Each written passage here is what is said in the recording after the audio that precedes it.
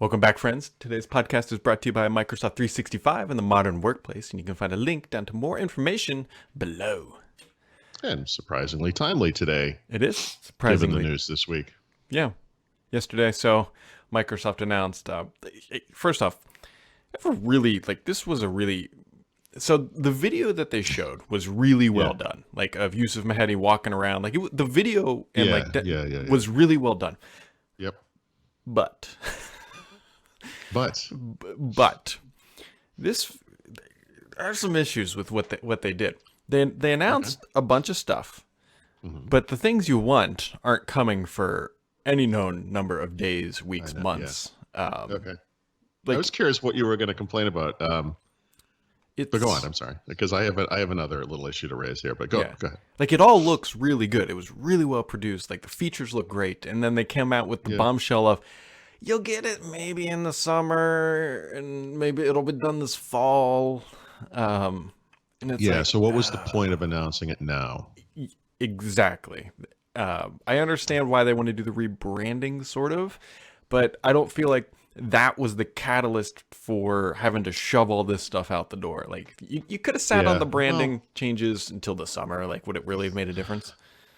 I don't think it is improper to say that you and I have been doing a Microsoft 365 video series or podcast series with Microsoft. Yeah. And that some months ago, they alluded to some coming change that at the time I think was the end of March. Yeah, so it was exactly when it happened. And so I guess what I'm trying to say there is this might have been planned in advance. Things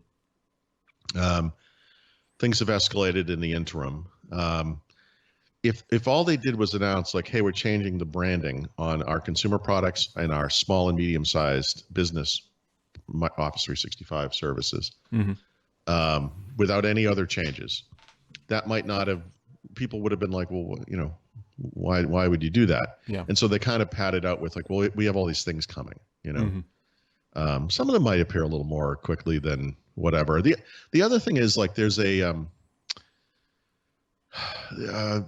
on the business side, Microsoft 365 is very much more than Office 365.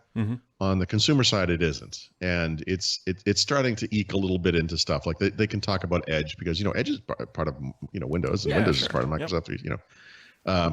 Whatever. I look at it as we're stuck at home and we have lots of time, and Apple just released new iPads and MacBook Airs and whatever, and companies are going to do these things. And I don't know, like, Apple announced a new iPad Pro that has a keyboard and a trackpad, but that's not coming out till May, but they still released the iPad and announced it, a couple weeks ago, whenever that was. I mean, maybe this is just the way it is going normally. Maybe they're trying to make it as normal as possible. I mean, it looks like, I don't want to say it looks bad. Like, I think what they're trying to do, I'll be curious to see if it gets adoption and all that. It looks fairly decent. I mean, they've announced, I guess the one thing you can get now, which I have installed, I can't talk about how good it is yet because I haven't compared it yet, but the new editor plugin for the browser, which is effectively a Grammarly competitor. They're Grammarly and editor, so we'll see. I think it's worth doing a comparison to see how both shake out. So that is available today, so that is good. But then there's also the family safety stuff, which is high value to me personally, timely, but again, not coming until later this year. And then there's the Teams for consumers, what we were referring to as Teams for Life, which looks good. It's got some good features, but they didn't really That one looks like it's not coming until the thing. November. That's the thing, is, like, it looked like it had a lot of features, but they really did not talk about them because they showed off for one screen about how you can share passwords, which is great. That is something that my wife and I could use very easily. Granted, we could do that with one password, but they didn't talk about, does it have iOS and Android plugins so you can just use it on your phone and not have to open the application? Is it like a fully featured password thing, or is it just like an area where you can do text fields? I suspect it will not be what you just described at first, but it will eventually. That has to be the plan, because that's something I would use. I mean, ties in perfectly to OneDrive. That would be one more thing I could remove Google from the equation with. Yeah, and they did talk about updates to Edge password management, where it will, I think, tie into, have I been owned or whatever the website is. Yep. But that's also available on 1Password. Granted, it is going to be free in Edge. Then there's a bunch of calendaring features. There's a talk about. What? Sorry, I just real quick because yeah, that's also on 1Password. But meeting the bar of what competitors are doing is part of it. For most people who are probably just using whatever's built into the browser, that's actually still a nice advance, right? It is. So most people don't go to the trouble, I don't think, of getting password managers and doing all that stuff and creating lengthy passwords, complex passwords, whatever. So anyway, it's it's like somebody in the comments today said something like, "Oh, Teams isn't," or maybe it was on Twitter. Isn't that just a Slack clone? Actually, you saw that. It was Twitter because you responded as well. It's like, yeah, in 2017 it was. Today it's a superset. So I mean, it depends. Like you have to kind of meet the bar, and then you kind of go from there. So sorry. Yeah. So, and then there's a bunch of like calendaring features. It will, I believe, based on what they said, you'll just use the Teams app, and then you'll just be able to switch accounts, which I hope is a fast experience, and not. And Microsoft contacted me about that, by the way. So I had, like you, I think we're, live tweeting the event yesterday, and I'm trying to quickly type in most of what they're saying or some of what they're saying, and I mentioned this feature where your personal calendar can come into Outlook. And then people you work with can tell whether you're busy or not with personal stuff as well. So, and of course, some people on Twitter were like, "Oh, that seems like a big privacy problem," blah, blah, blah. And it's like, so they came back and said, look, they don't see what you're doing. They just see that you blocked off things as being busy. Gotcha. So if you're familiar with how Outlook works today, when you try to schedule a meeting in an organization, you'll see free and busy times for people, even if you don't see exactly what they're doing. So it's going to work like that. I mean, the point of it is that somebody needs to reach you, and they're looking at your calendar overlaid with theirs and perhaps with other people if it's a big meeting, and you can see all the free times and say, well, we'll do it here, and then you send out the invite intelligently, not the way like the way we do it, where we just like, hey, can you guys talk at 2:00? Like, no, I'm recording a podcast, or I'm doing I have a meeting, or that's all it is. It's not people are so freaked out about privacy stuff right now. Yep. So there's that stuff. There's a bunch of like intercommunication for your family and all that stuff. But again, it's the details were pretty light on. Yeah. So that family safety thing was kind of interesting because Microsoft has had family safety for several years. And what they didn't say was they acted like it was a new thing. Yeah. And what's new about it is like there's a new app, that's coming on mobile that makes sense. I mean, but they have things they already have, because you're going to write about this soon, I think. They've had family safety features for a while. Like back in the day, it was something built into Windows. They turned it into an online service. The point of being that it should work if you want to limit your kid on an Xbox or on their phone or whatever. And so like the family safety stuff to me represented an expansion, I guess, of what they had previously. Yeah, well, because it talked about tracking things like location and like when they were driving, if they were texting while driving. No, that's interesting, right?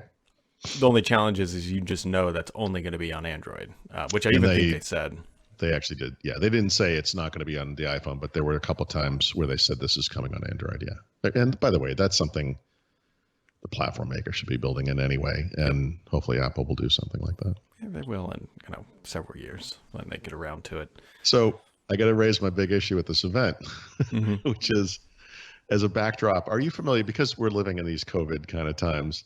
There are these memes like where people in the past described how things like COVID worked, and now all of a sudden they're kind of interesting. So one of the good ones is there was an episode of the sitcom Scrubs where they use like green highlighting on people's hands or body to show how an infection makes its way through the hospital. And in that particular episode, there's a kindly older woman who everyone loves, and she dies from, even though she survived a surgery, she got an infection and died. And it shows how someone shakes someone's hand, someone's crying, they put their arm around them, and like the infection moves and moves and moves, and then goes into her room, and that's why she died. There's also like I have not seen this, but it was described to me. There's an NBC thing, I guess they put up on TV, where it's like a row of matches, and you strike the first one, and of course all the matches catch on fire. But if you knock one of the matches out of the way, that's the social distancing thing, and it stops. And the point of this was, if you don't get right on top of each other, you stay 6 feet apart, we could beat this thing right now. Like that's all it would take. Just stay 6 feet apart. And That video was like the Scrubs video showing how an infection spreads. Yusuf Mehdi walked from employee to employee Yep. in a building. It's like, guys, what are you doing? Well, so like, I don't know when they recorded it. But yeah, they like, recorded. seriously? I think it's like a week or 2 weeks old at this point. I know, but seriously, like, I mean, in this time, like, to me, like, the thing that really struck out was like, this guy is all they lacked was the green blob showing the infection going from person to person. Like, I don't know. Like in the beginning, Sachin Tendulkar came on. He was on the screen, and I was like, okay, cool. You know, that's nice. And I figured they were going to kind of cut to video, and each person would be like in their own place or whatever. But there was a scene where like a guy was walking around in the background. Yeah. And it's like, what are you doing? I don't know. I just thought that was a little off. But you know, here we are. Yeah. They're all dead, so we'll get teams anyways. They're all dead. No, anyway, those guys are all dead. Yep. Yeah. That's going to delay those features, isn't it? Yeah. And then, so they also rebranded a bunch of commercial Office 365 SKUs as well to Microsoft 365. Their justification, which I sort of understand, is that Office 365 ballooned into using like software and services that weren't really part of the Office suite. And so if they kind of went into like the device management area, they just rebranded some of those SKUs to Microsoft 365, or they will, I think, on April 21st. Yeah. So 2 bits of confusion there. For a while now, Microsoft has been describing they're not really low end, but the lower end. No, they're not low end. I'm sorry. They've been describing some of the Office 365 commercial SKUs, like the Business Essentials, Business, Pro Plus, et cetera, as entry-level Microsoft 365 SKUs, right? Yep. So you could kind of see this branding was coming. But the thing I have an issue with is like they changed the brand. I'm just doing this off the top of my head, so I won't have this exactly right. But the thing that used to be called like Office 365 Business Essentials maybe is now called Microsoft 365 Business. And it's like, wait, what? And then the thing that used to be called Office 365 Business or whatever is not, like they kind of shuffled a couple of the names, which is kind of weird. But the big loss here was Pro Plus, which I think was one of the kind of best known Office 365 SKUs. It's the one they always talk about for some reason. That branding is gone. And I don't remember, maybe the new name of that product is something really weird. It's like Microsoft 365 with applications. Oh, it's like business apps or something like that. Yeah, and it's like, what, guys, what? Like, what? Why wouldn't you just call it Microsoft 365 Pro Plus? I don't know. Yeah. So anyway, yeah. So those are kind of like the big highlights. There was not a ton of stuff. I mean, there was a lot of like walking through like, hey, this is how great this feature is. You're going to use it, but not a lot of. Yeah. The editor looks good, and but we'll see how it all shakes out. You will need, I believe, to get the full features of the editor, you'll need at least a home or personal subscription. I can't remember what the baseline now entry called is. Family, by the way, right? Family. What if you don't try have to a get family? used to that name? Yeah. Well, by the way, it's a better name because it is. It really is designed for a family, not Yeah. for Bob to share with Susan and with Mike and whatever. But it's not called the apartment complex. SKU. Yeah. Social non-distancing. Yeah. 365. Yep. So now we just kind of get to sit and twiddle our thumbs as we wait for these applications to materialize. The one thing that was great, this is what I love. So they talked a lot about how this stuff is going to save you time, make you more efficient, optimize everything else. They really dug into the features of Windows Timeline on this because that was designed to save you time. Oh boy! Like you would have thought that maybe they would have tied this in there but no. I feel like there's another Windows thing coming. The one feature that they didn't announce, but I think is on the agenda for the Edge browser, is they're going to make it so that when you Alt-Tab, you'll actually be able to start Alt-Tabbing through open tabs, which will be great. Oh, that's interesting. Yeah, because right now you can only write Alt-Tab to the browser window, but not through the tabs. Yeah, then Control-Tab. That might be confusing, though. We'll see. I'm sure it'll be something you can turn on and off. Is probably more than likely. Yeah. Interesting. Interesting. I'm for that. Because every tab is an app. And every app is whatever. Anyways, Yeah, so that's kind of the highlights of the Microsoft Office event. I don't know if they're going to put that video up online or not.